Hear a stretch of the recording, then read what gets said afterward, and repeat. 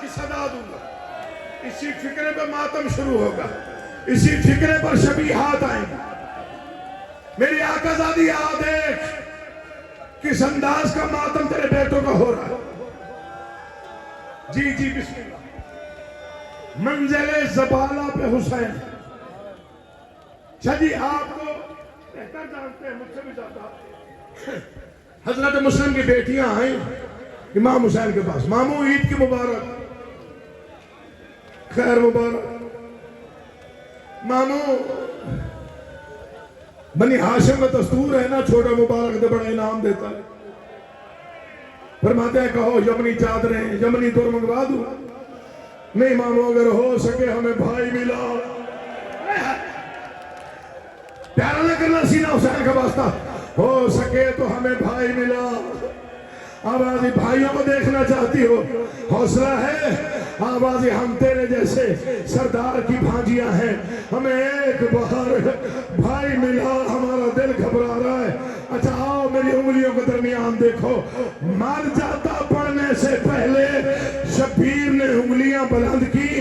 बेटियों ने देखा, बहनों ने देखा, दरिया का किनारा, अमामे उतरे हुए, कमीजें उतरी हुई, हारिस की तलवार, झुके हुए सर, बड़ी छोटी से कहती है तू देख मैं अम्मा को बुलाती हूँ, मुझे गाजी की कसम। आखिरी फिक्र सुन लो, ये सर पे जिक्र है।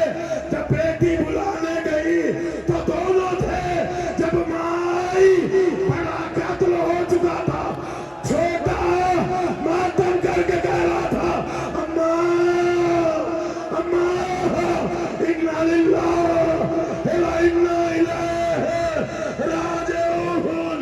मातम हुसैन।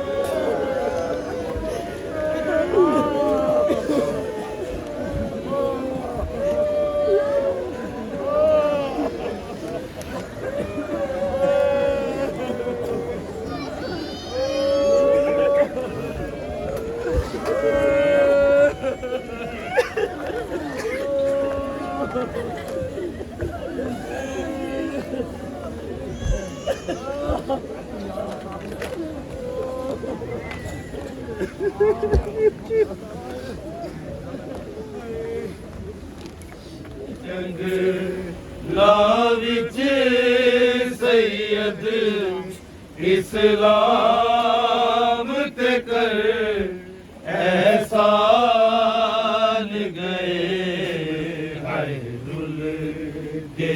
जंग लाविच सैयद इस्लाम ते कर एहसान गए। दे पर दे ज़ारा जाया दे, दे पर दे ज़ारा जाया दे। मज़लूम बचा कुरान गए हाय रुल के।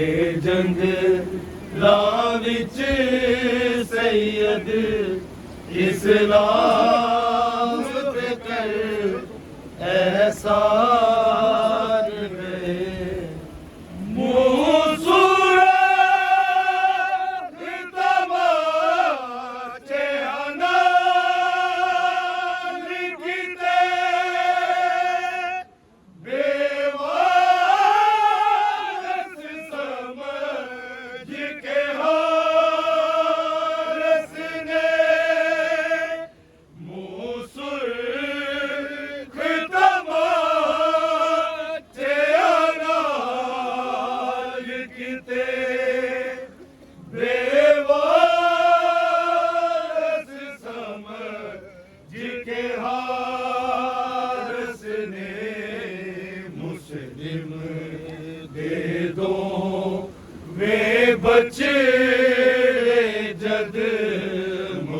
इल्म दे दो मैं बचड़े जद बन कूफे विच मेहमान गए हाय रुल के जंगलां विच सैयद इस्लाम ते कर एहसान गए अकेले रब मंजूर करे मेरी मेहनत साल अठारह दी अकेले रब मंजूर करे मेरी मेहनत साल अठारह दी ना वेखे से रे अकबर दे ना वेखे से रे अकबर दे मेरे दिल विच रह अरमान गए हाय रुल